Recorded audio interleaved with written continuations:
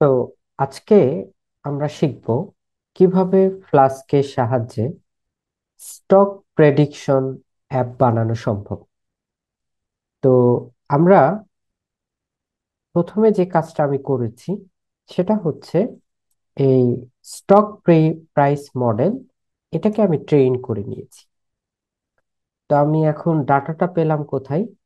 Data আসলে Y finance এই লাইব্রেরিতেই stock প্রাইসের ডাটাগুলো অ্যাভেলেবেল থাকে। সো আমি কত বছরের ডাটা প্রয়োজন সেইখান থেকে আমি ডাটা নিয়ে সেই ডাটাটাকে ট্রেন করাইতে পারি। এখন ডাটা ট্রেন কিভাবে করাই, এটার জন্য আমাদের স্টাডি মার্ট চ্যানেলে আপনারা মেশিন লার্নিং ট্রেনিং এর ভিডিও দেখতে পারবেন। সেটা দেখার জন্য আমি সাজেশন দিব। সো বেসিক্যালি আমরা প্রথমেই এই মডেলটাকে লোড করছি। তো বরাবরের মতোই আমরা আগে ফ্লাশ ক্যাপগুলোতে যা করেছি, যে একটা এইচটিএমএল পেজ লোড করেছি, অ্যান্ড যখন আমি প্রেডিক্ট বাটনে ক্লিক করব সেখান থেকে সে তার পরের দিনে এই কোম্পানির, একটা নির্দিষ্ট কোম্পানির স্টক প্রাইস কেমন হবে এই জিনিসটা প্রেডিক্ট করবে। ফর এক্সাম্পল, তার আগে আমাদের এখানে একটা জিনিস বুঝতে হবে যে এখানে টিকার জিনিসটা কি। যেসব কোম্পানি শেয়ার বাজারে ইনলিস্টেড, তো ওয়াই ফিন্যান্স আসলে এটা ইউএস এর স্টক প্রাইসের যে লিস্ট সেইখানে থাকে। তো ওইখানে যেসব কোম্পানি শেয়ার বাজারে listed, for example Apple, Tesla, এরকম। সো প্রত্যেকটা কোম্পানির জন্য একটা ইউনিক কোড টাইপ থাকে। যেমন অ্যাপলের জন্য এএপিএল, অথবা টেসলার জন্য টিএসএলএ, এইরকম কিওয়ার্ড থাকে। সো আমরা যখন এই কোম্পানির কিওয়ার্ডটা দিব, আউটপুট হিসেবে আমার কি করবে, তার পরের দিন স্টক প্রাইস কেমন হইতে পারে এই জিনিসটা একটা প্রেডিক্ট করবে। তো এটা খুবই সিম্পল কাজ। আপনারা আরো বিভিন্ন প্যারামিটার দিয়ে আপনাদের মডেলটাকে ইমপ্রুভ করতে পারেন। এখানে ইনপুট আউটপুট আরো অনেক কিছু হইতে পারে। সো অত ডিসকাশনে আমি যাচ্ছি না।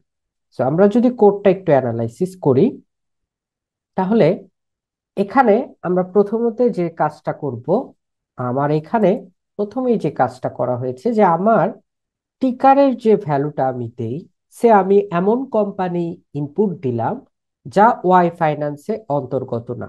যদি কোম্পানিটা না থাকে তাহলে সে বলবে যে প্লিজ ইন্টার এ ভ্যালিড টিকার, অর্থাৎ এই নামে কোনো কোম্পানি নেই। আপনি এমন কোনো কোম্পানির নাম দেন যে কোম্পানির সাহায্যে বা যে কোম্পানিটা প্রেডিক্ট করা আসলে পসিবল। তো আমাদের সব জায়গায় যে কোনো প্রজেক্টে এই কাজটা করা উচিত যে ইউজার যদি ভুল ইনপুট দেয় তাকে বোঝানো উচিত যে আপনি ভুল ইনপুট দিয়েছেন। ওকে। তো এবার আমরা যে টিকারটা পেয়েছি, যেমন আমি হয়তো অ্যাপলের জন্য দিলাম অথবা টেসলার জন্য দিলাম, সেই টিকারের লাস্ট 1 ইয়ারের ডাটা আমি কালেক্ট করব। সো এখানে আমি পিরিয়ডটা বেশি হইতে পারে, কম হইতে পারে। ওকে। সো এরপরে আমার যে কাজটা হবে সেটা হচ্ছে, যদি ওই টিকারের কোনো ডাটা অ্যাভেলেবেল না থাকে তাহলে বলবে যে না, এই 1 ইয়ারের কোনো ডাটা নেই। ওকে। সো এখন আমি যে ডাটাটা পেয়েছি এই ডাটাটা ইউজ করে আমি প্রেডিক্ট করব। তাহলে আমি প্রিভিয়াস এই ডাটাগুলোর উপর বেস করে আমি পরবর্তী দিনে আমার প্রেডিকশনটা কত হবে, আমার প্রাইসটা কত হবে সেটা করব।